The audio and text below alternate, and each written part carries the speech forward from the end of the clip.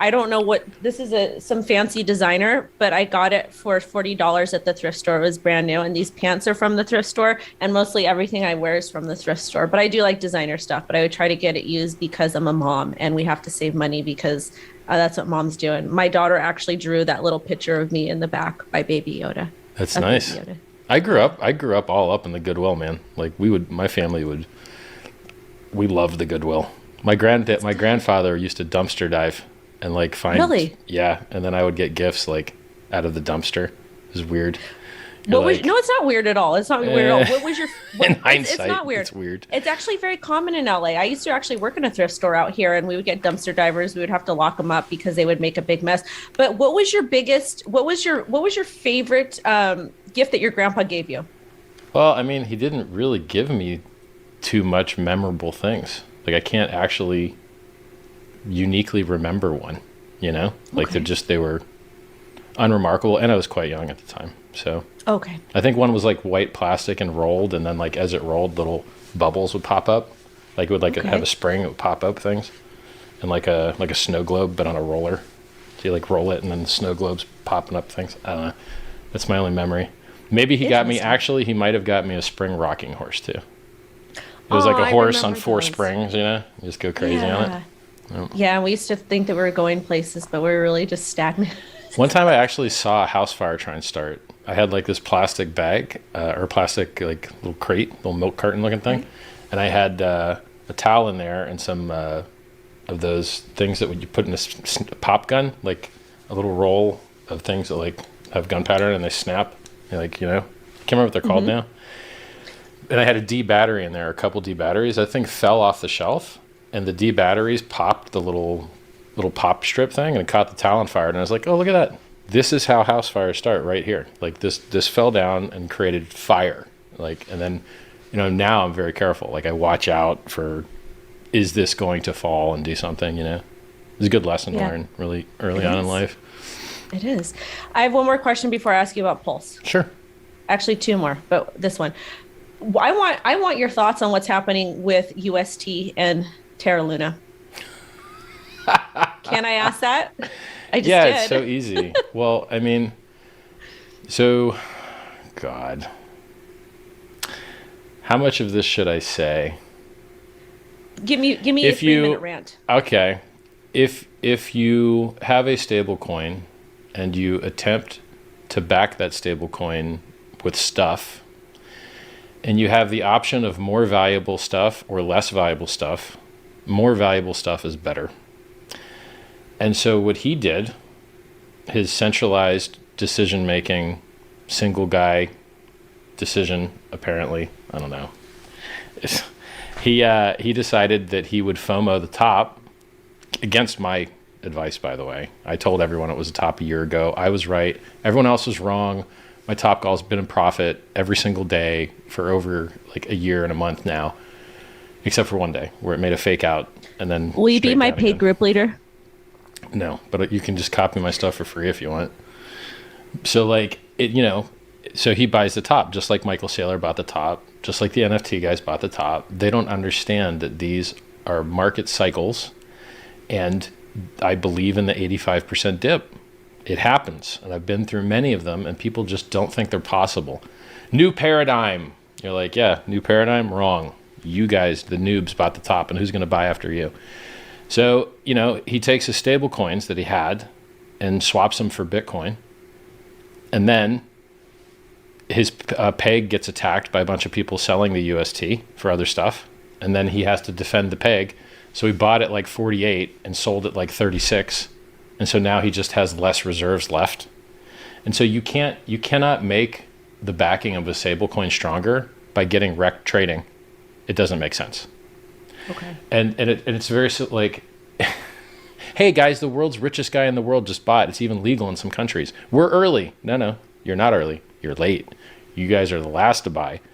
I bought and mined for free at 50 cents. I bought at 30 and then got wrecked and it went down to 2, but I didn't sell, so yay.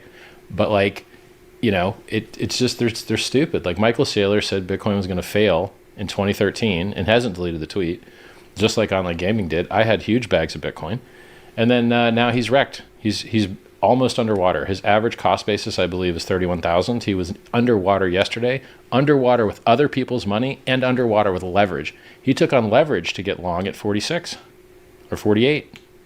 He took on leverage. He encumbered his Bitcoin that he has to get more Bitcoin at a higher price. And now he gets liquidated at 21K. And I think the price will go down to 11K.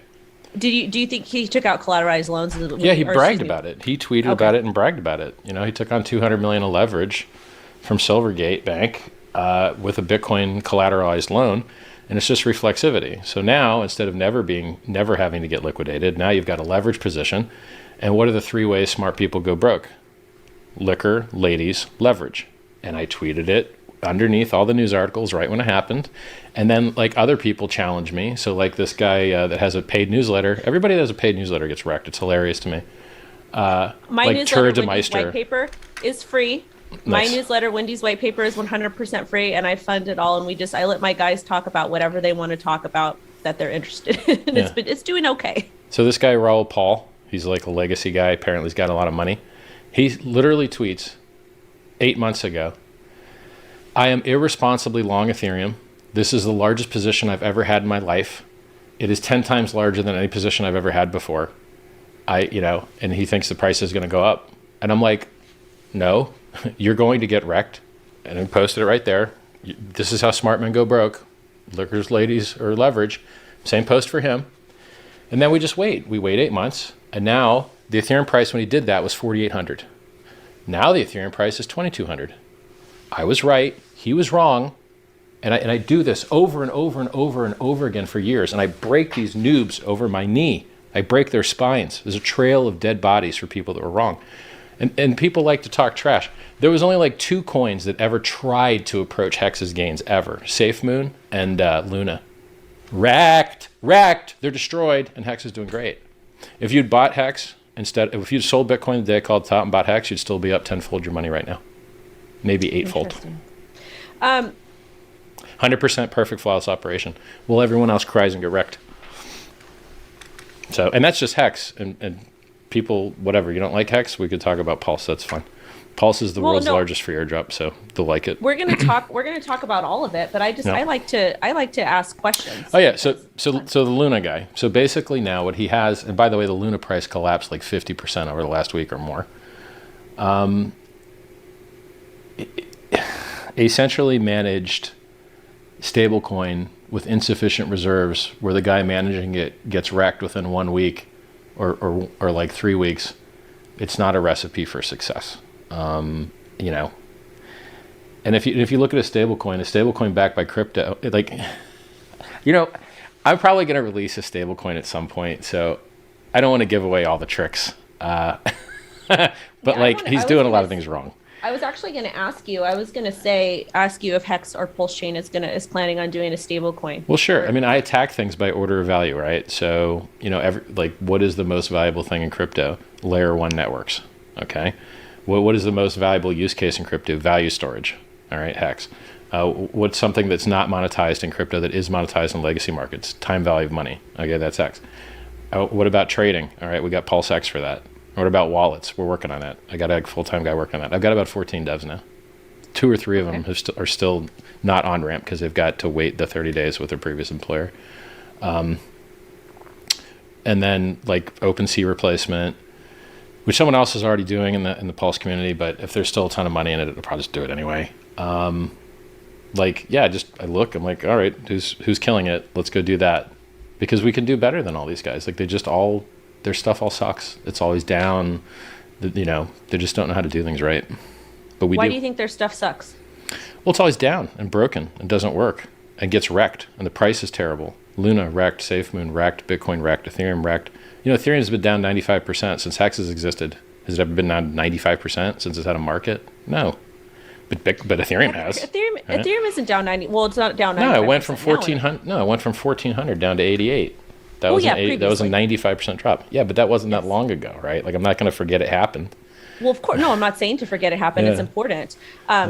it's interesting you're talking about the collateralized loans. I personally feel like collateralized loans are the reason why we've seen why we've seen Bitcoin do so well. I was actually considering on taking a collateralized loans out to help avoid taxes or to help decrease them a little bit. But I actually found my notebook when I sat down with the company I was going to take one with, and they were kind of pushing it, which was fine. But I've got a little bit of street smarts. It was back at the peak, May of 2021, when we were at like 65,000 or whatever it was.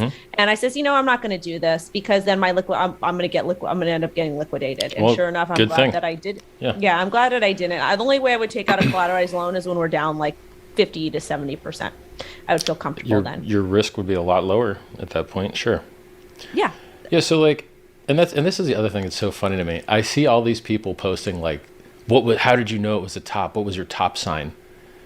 And then it's like me calling the top and drawing the chart for you and telling it to you. That was the actual top sign. Me. I did it last cycle too. I did it in 2017 as well. I was the top indicator. And then people are like posting like, Jimmy Fallon put like a ape picture as his profile pic, or like, like they're more funny, I guess, than me just actually calling the top. And sticking with it the whole time. Like, do you own any NFTs? Nope, not a single one. But I'm going to make a NFT. I own the world's largest diamond, so I'm going to make an NFT out of that, because if people want to buy JPEGs for exorbitant prices, go ahead. But like, I don't believe in overpaying for intellectual property that you don't actually own. Doesn't make sense to me. What happens if it was an artist? What happens if my 5-year-old said, Mr. Hart, would you buy a part of one of my songs as an NFT? I mean, your 5-year-old probably makes crap songs, so definitely not. I'd rather buy the Wu-Tang album. Excuse me, sir. It's $2 million. My 5-year-old daughter is obsessed with outlaw country. She can sing you Waylon Jennings, Willie Nelson, Emmylou Harris, Marty Robbins, and she plays 6-string too. When I look at you, I didn't think country. I thought outlaw like country. Death metal. Well, we do death metal too, but we do Misfits and all that stuff. But my daughter is very adamant about outlaw country. She will tell you pop country sucks. I'm willing to receive her MP3 to evaluate its value. Okay, but like, that's fine. How many? If there was a guy that bought Jack, the guy who founded Twitter, his like first tweet NFT, he paid like 2.2 million or something. He tried to sell it. He got 10 grand. That's because it's Jack. Well, I'm just saying he's down 2.2 million on his 2.2 million. He got wrecked. Well, that was not the only something story. that was ridiculous. No, but they're all going to do that. They're in the bear market. The things that go to zero first are the Ponzi's, and the next thing are the NFTs. I don't know. I disagree with you on that one. Were you here for CryptoKitties? Huh? Were you here for CryptoKitties? Yeah. I wasn't well versed enough to get it, but what changed? It's the same crap, except instead of cats, it's monkeys. It's the same crap. Well, yes and no, but you can't even breed the monkeys. Have you heard the story about the Ramones? Cats. Have you heard the story about the Ramones? No. Would you like to know? Are they still alive? Some of them. I think one of them was. Okay. So, a very good friend of mine was actually very good friends with them. They played music together. They lived in the same apartment building on Franklin. The Ramones sold their merchandising rights back in the 70s or 80s for like $100,000. So any Ramones shirt that you see, none of their friends or family, anybody associated with them gets it, because they were all, party animals and whatnot. So I personally believe that NFTs could have changed that scenario. And instead of selling your entire merchandising rights, you could have sold part of it and then had the smart contracts drawn up for royalties and et cetera. So I always tell that story because it's super important, because everybody sees Ramon shirts everywhere. And half the people wearing them have no idea who they are. I think NFTs are awesome if you don't pay for them. Like if you're making NFTs and selling them to people, congrats. But if you're buying NFTs and you're overpaying, like like when you get a hat in Team Fortress 2 and you pay for it, you got exactly what you were paying for, and you don't try and sell it for $1 billion later. It's just all pseudo gambling. Like not necessarily. You just said your grandpa was a dumpster diver. Did he used to resell the stuff that he got? I think so. I guess. Okay. Actually, I don't know that part, but I would assume so. Same concept. Yeah, except you can't get wrecked dumpster diving. Like it's very hard to overpay diving into the trash can. It's free. As long as we understand that we are comparing NFT activity to dumpster diving, I'm fine with the conversation. It's okay framing for me.